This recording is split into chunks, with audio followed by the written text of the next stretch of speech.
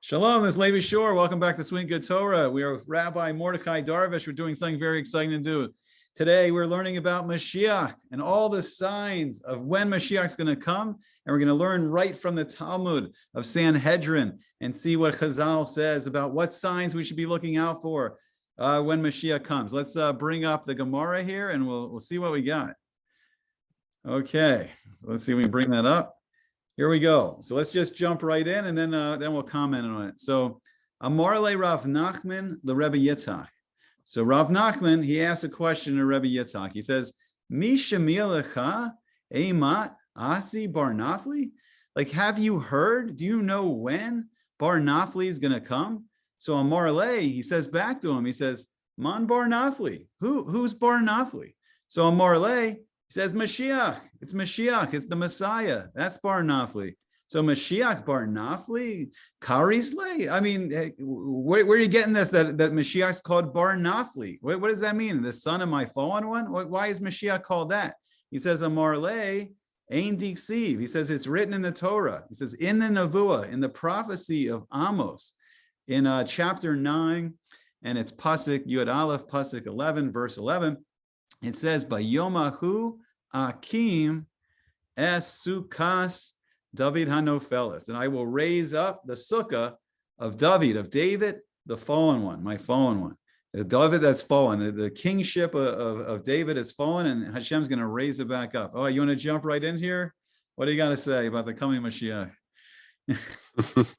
Or should we just keep going on? Yeah, just keep going, because if it's up to me, it doesn't look like it's coming. Okay, so we're back. Feathers out there. We're back. We're back to our old debate. Is Mashiach coming soon, or is he not coming soon? Hey, why do you think he's not coming soon? What's your reasoning not soon?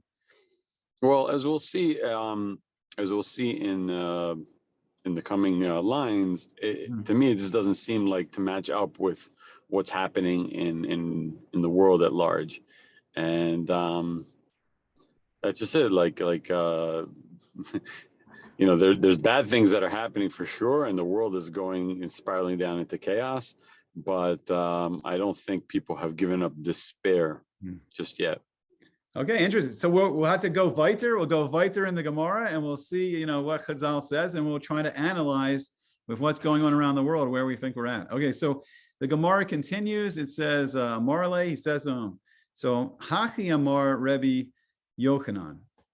So Rebbe Yochanan, he says that Dorsha ben David ba bo Talmidei Chachamim misma'atim, that the generation when the son of David is going to come, the great Torah scholars, they're going to be diminished. Now, don't you see that in our days, that there's very few great Talmidim, Talmidei Chachamim around? There's very few great Torah scholars. What do you think? Yeah, we were just talking about that the problems in the world are due to lack of Torah knowledge. And obviously there's great Torah scholars out there, but the exact amount that's out there, it's hard to quantify. Like, you're not running into them on a day-to-day basis in the world at large. They might be in certain pockets, certain yeshivas, certain cities, certain neighborhoods. You'd have to go out and find them. But I'd say there definitely are. Just they're not walking around in your local shul once you get out of the tourist centers of Lakewood, Bnei Brak, Yerushalayim. Yeah, I hear. All right, so let's see. So then v'hasha'ar einehem Kalos biagon vianacha, and then everyone else, the rest of the people, their eyes are just going to they're going to fail. They're going to fail with sorrow and grief and the sighing. And I mean, don't you feel like with the COVID-19 and we have soaring inflation now, and we uncertain leadership and just anti-Semitism on the rise, and just the horrible tragedies of like Maron and then Surfside. I mean, don't you feel like we're going from one tragedy to the next, and people are just like exhausted with, the amount of grief in the world right now? No, I don't think it's enough. It's not enough. Not enough. Bad things happen. Bad things happen. They make headlines for sure. And then Yeah. everybody just goes right back onto life. No Yeah. one's like throwing up their hands in despair. When COVID started and there were lockdowns and Yeah. life really ground to a halt and Yeah. people were worried day to day, that would have to continue for a year or so. Mm. Constant I mean, we had a year. We had a stuff. year. We had a year of lockdown. No, no, No, not no. enough. Nah, it wasn't enough. It wasn't. Okay. People weren't sorrowful enough. Yeah, I'm Okay. telling you, despair has to come onto people's like lips and hearts and all that stuff. It doesn't seem like it. It seems like something makes a headline and then we forget about it. We forgot, people walked into Har Nof in Jerusalem and stabbed, people who were praying in the middle of their prayers. Right? We forgot about that. Yeah. I mean, totally. It's like going for more consciousness. Like, somebody reminds me about it. But do you know how horrible that is? That's like insane. It's your country. Your enemies are living inside of it. They come into a place where you pray. You're not doing anything. You're just praying. You're not even like, in an army base. You're just praying, right? You're talking to the God that they supposedly believe in. And they come and they stab you right in there. Okay. And then that just makes a headline and life goes on as usual.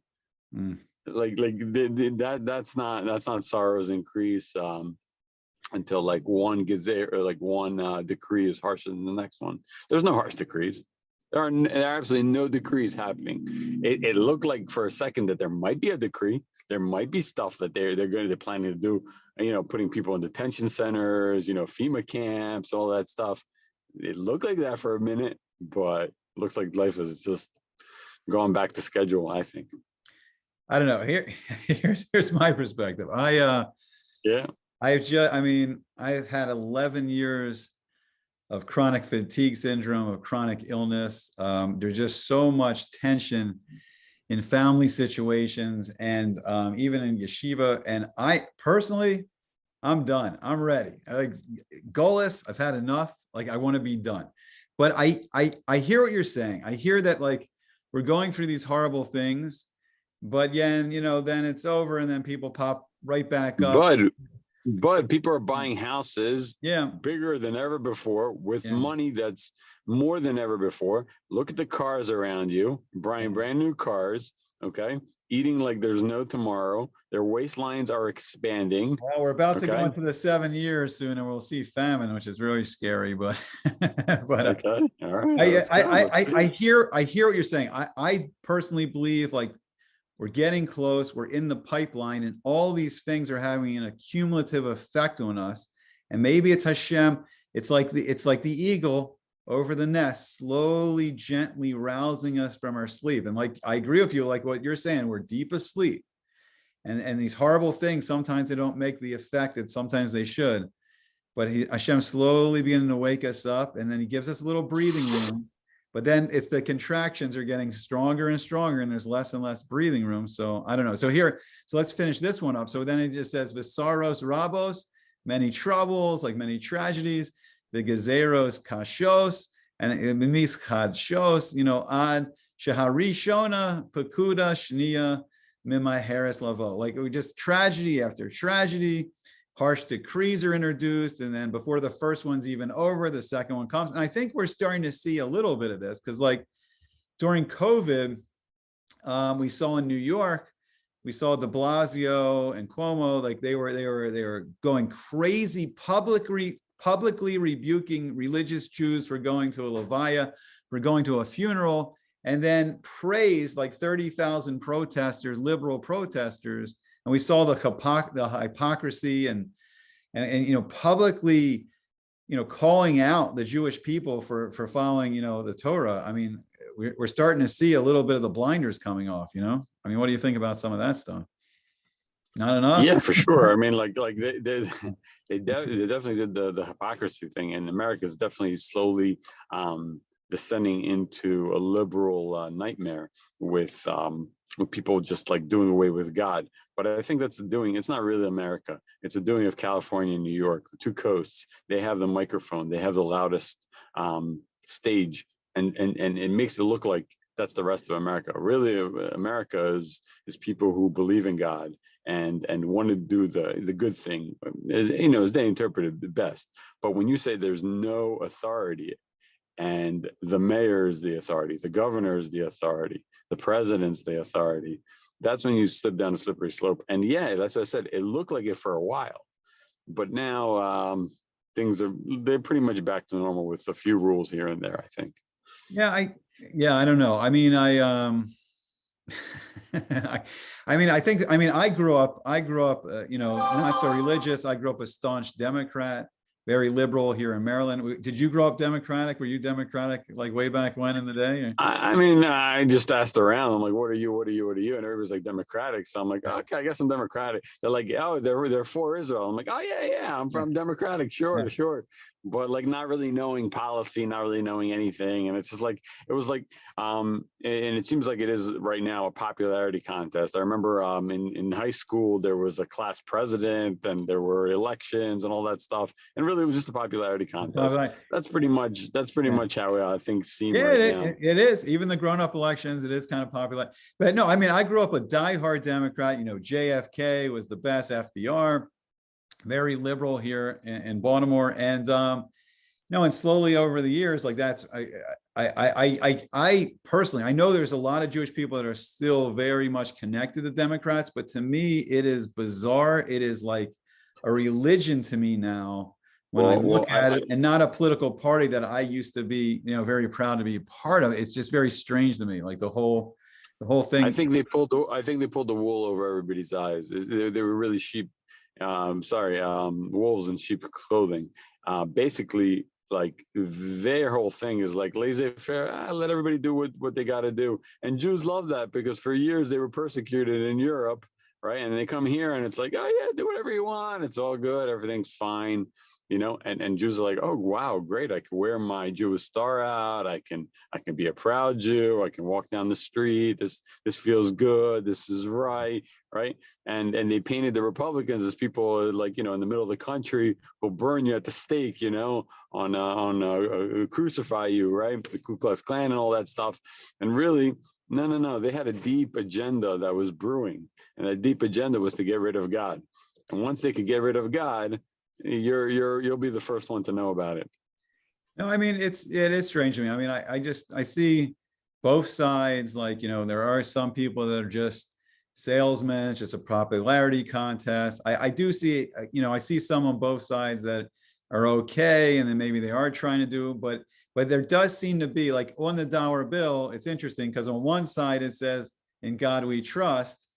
But on the other side, it says, a new capitis novos order, ordo secularum, whatever the Latin is. But it's like announcing the birth of a new order of secular power.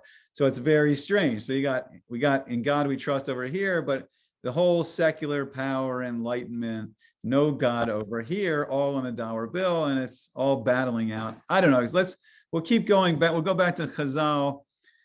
The politics it's just getting crazy, and really, and me, Misha, who, Shane, who should we be relying on? It's really Avinu Shabashamayim, only our Father in heaven right now. We can't trust the politicians on either side, I feel like, anymore. I don't know. Anyway. Yeah, the adults have left the room. The adults have left the room. All right, Tana Rabbanan. So it was taught in a brisa. So this is very interesting. So Shavua Sheben David Bo. So in the 7-year cycle before the coming of Ben David, Mashiach Ben David. So Shana Rishona, the first year, Mis Kayem Mikrazeh. It's going to fulfill this pasuk. Again, it brings it from Amos Hanavi, from Amos, the prophecy of Amos. And it's in chapter 4, pasuk, verse 7, if anyone wants to look it up. So the Vehim Tarti al Irachas. So in this first year, it's going to rain on one city, but it's not going to rain on another city. What have you heard? No, for that, I definitely see that. I mean, I've been traveling a lot and just seeing the clouds from one city on, and then just boom, you pass the border and there's no rain in another city. And on Sukkot, I saw the same thing. Certain cities had rain, certain cities didn't have rain. That one is definitely being fulfilled. So right now we're in the Shemitah year. So year one would start, if we're going to be in this 7-year cycle, it would start after this year. It would start in 5783. We just started 5782. Now, what's fascinating, I want to talk about of this 7-year cycle is our Masorah. Our tradition is that Mashiach ben Yosef would come first. So somewhere in this 7-year cycle, Mashiach ben Yosef would come. He would come first before Ben David comes. This is about the 7 years before Ben David. So we can talk about that. I've heard it this way. I mean, if we look, we can see that like some massive hurricane affects some cities, but not other cities, or some devastating wildfires affect some cities, but not other cities. I've also heard Mefarshim say that like you have some cities that are righteous and some cities that aren't righteous. So people in one city are trying to really connect with God, and people in another city are not trying to connect with God, even in the same country. And then even in the city itself, I mean, even in a city like Las Vegas, where, you know, they quote unquote, they call it Sin City, and that's an earned title, you know, but you have kollels and yeshivas, and you have a religious Jewish community right on the suburbs of Las Vegas. So even within a city itself, you can have massive amounts of Avera and massive amounts of mitzvahs within this, you know, one, you know, like city limit. So just great diversity in where the world's going. Just some people. I don't think, yeah. Yeah. Some people are trying. I don't think like when they say city, like it means the jurisdictions that you know, the government's picked, because you know in the times of Chazal, the city could be like a neighborhood. Yeah. You know what I'm saying? So it could rain in one neighborhood, and you just drive, you know, a few minutes down the road, and it's not raining, but you're still in this technically the same city, like Vegas or something like that.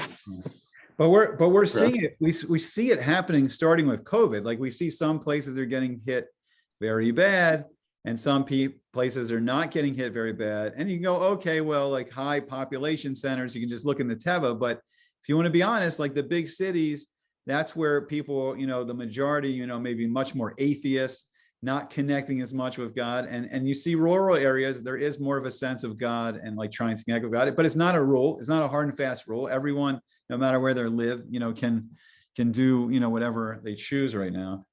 All right, we'll go into year two. This scares me. I'm so scared of this.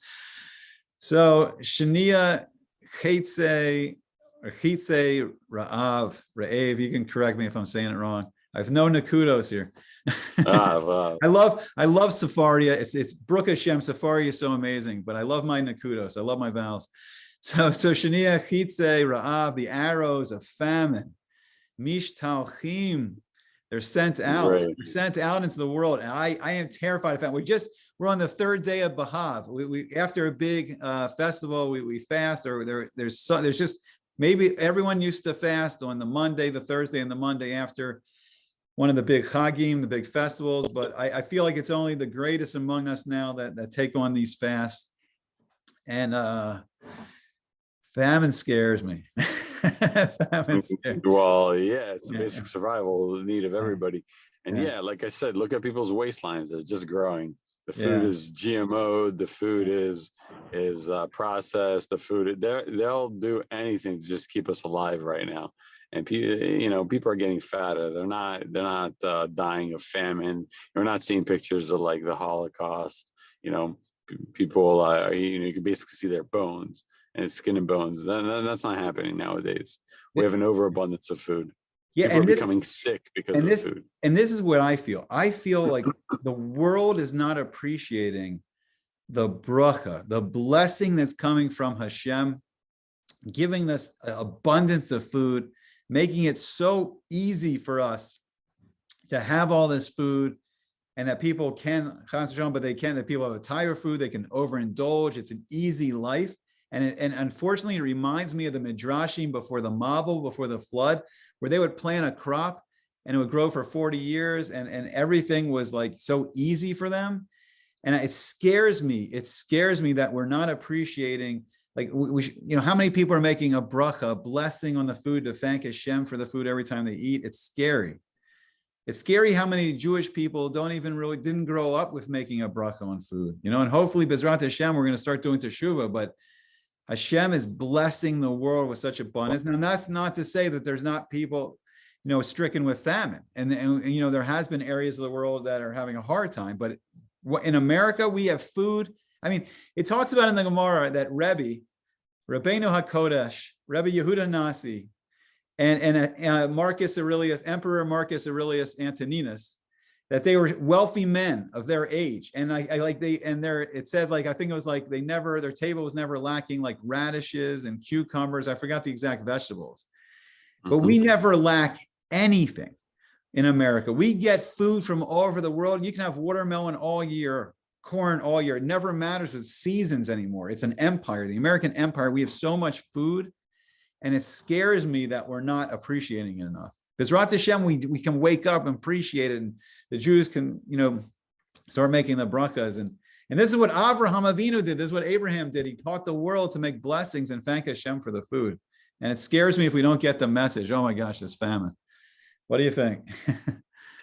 Yeah, for sure. I mean, right now, I think there's an abundance of food, and people definitely aren't appreciating it, taking it for granted. Food is thrown out like in record quantities. People definitely aren't recognizing the source. They frankly don't know the source. They don't know that God controls everything. They don't know who God is. They don't know that he's literally creating every single thing, every single molecule, every single atom, every single quark in everything, including their food, to appreciate it and to identify it and recognize that that's what's happening for sure. And that's part of the problem, and that's where we're headed. We're headed to a point where nobody recognizes this, and like the true believers will have nobody to rely on because everybody around them will be non-believers. The true believers will have only God to rely on at the end.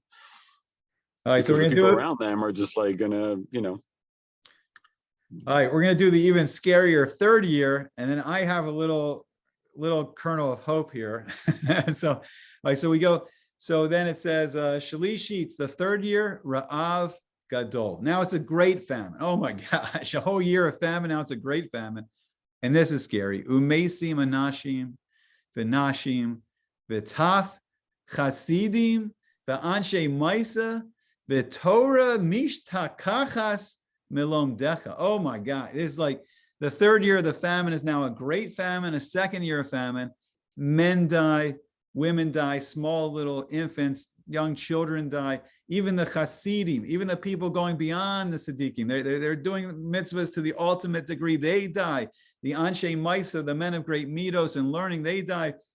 And the Torah is forgotten from those who learn it because of this famine. 2 years of famine. This terrifies me. This terrifies me.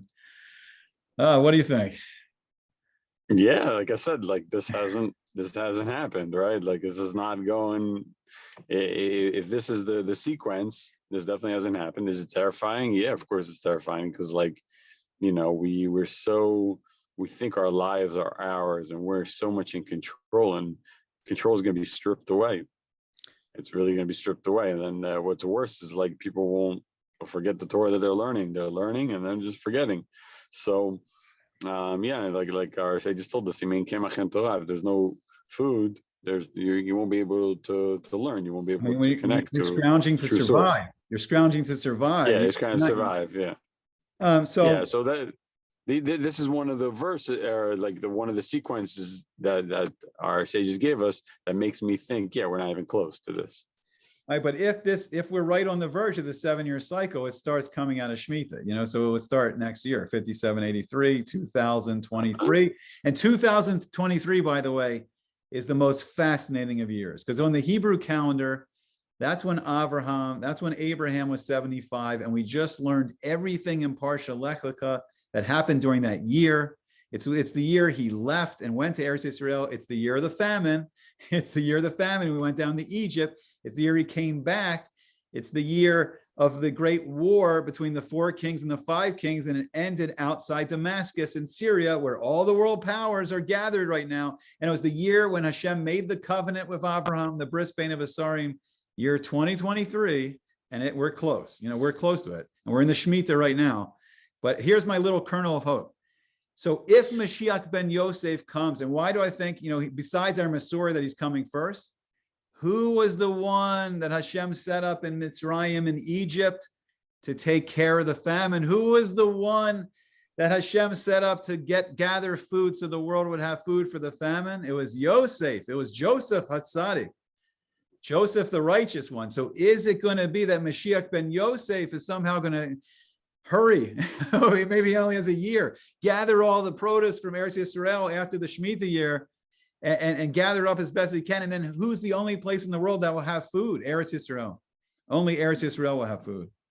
And that doesn't help us here in America, but maybe that's, but Eretz Yisrael, but if Mashiach ben Yosef comes, we're all going to be going back. But that's my kernel of hope of this 7-year, scariness. But okay, let's go on now. Fourth year is good. Fourth year is good. The Revis Sovea, the Ano Sovea. So it's, the economy's picking up, the crops are picking up. It's people are satisfied, but not fully satisfied. So it's global abundance again. No more famine. 2 years of famine. Things are going good now. What do you think? I'm sure, fine, no problem. Okay, survived 2 years of famine. Okay, a year of good, and then the Chamishi Sovea Gadol, a great abundance. The crops are doing amazing. Everyone's got plenty to eat. V'ochlim, v'shosin, usamechin. And we're eating, we're drinking, we're happy, we're celebrating. But Torah, choseres lilom decha. And then Torah returns to those who are learning it. But look, it took 2 years for it to come back. Scary there. We stopped learning in the 3rd year, and even the 4th year of abundance, it didn't come right back, and the Torah took to the 5th year. That's, oh, wow, it's devastating, but 5th year sounding good, right? 5th year sounds good. Hold on. Hang on to your seats. We're not out of the woods yet. The Shishis, the 6th year. Kolos, the sounds of war. Huge war. Global war. Gog and Magog war. Like big global world war. What do you think? Yep. Yeah. Sure, that's another thing. Like, we still haven't experienced this. Yeah. And then B'Shavis, the 7th year, Milchamos, B'Motzi Shavis, Ben David Bat. Now, this is really fascinating. So so I believe that it's, there's 210 years. I think it was from the Arizal. He said there was a parallel in history. For the 210 years that we were in Mitzrayim, we were in Egypt, there needs to be, at the end of history, before the year 6,000, there needs to be 210 years of Techiyas Amesim. That period, he says, is going to last 210 years. And for the 40 years that we were in the Midbar, there's going to be this period of 40 years of ingathering all the exiles to Eretz Yisrael. So according to these calculations, the ingathering would start in 1990. So it started with the Persian Gulf War, and now everyone's starting to come back. And we see the uptick in Teshuvah and the birthright trips and the whole thing. Everyone's coming back, and it has to end by 2030, I think. And then Bishavis, Milchamos, huge war, the war probably Gog and Magog. And at the end of that 7th year, Ben David comes in the 8th year. And that could be the war here. This could be the war, Chas v'Shalom, where we don't know if Mashiach ben Yosef is killed by Gog or not. And I learned a tradition that if Mashiach ben Yosef is killed, Mashiach ben David is actually going to come, and he's going to be the one that does Techiyas Amesim on Mashiach ben David, revealing that Mashiach ben Yosef. He's going to bring Mashiach ben Yosef back to life, and then reveal himself as Mashiach ben David. And that's where we see, I think it's in Avadia, we see the prophecy of Avadia, where it says the Mashiach, they go up to they go up to the Har Abayas and they judge Har Esav. The 2 Mashiachs, they go up to the Temple Mount, and there's going to be a judgment on the Roman world of Edom. And I don't know. What do you think of all this? A lot of crazy stuff here. Yeah, I think if we keep reading in the Gemara, it's going to tell us, like, is this happening? Is this not happening? What's going on? Yeah. I think it's a great introduction. I want to kind of stop here with this one, and then we can continue with some of the more brises in the Gemara as we go on. Any final words, or should we just come back for part 2? Any final words of wisdom? Yeah. I'm not hopeful. Uh, For all those well, people out there that are hoping, and okay. no, we do have a commandment to be like, looking forward to it and all that stuff for sure, and wanting it and praying for it. But again, like if you know the sequences, you just Yeah. Well, we can change it with the Shuva. If we wake up and the Jewish people do the Shuva, this can all be sweetened. I mean, this can be sweetened in a massive way that Hashem can, like there was supposed to be 7 years of famine in Egypt. And when Yaakov came down, when Jacob came down, I think there was only what, 1 or 2 years of famine, like Hashem knocked off 5 years. Yeah. So Mashiach ben Yosef, because we're at Hashem, you see the main man, good with famines, helping us out, get through the scary time. All right, so I forgot to say at the beginning again. So if you liked it, please, subscribe, like, share, all that good stuff. Help us out, and any Torah questions would be greatly appreciated. And we hope to see you back soon.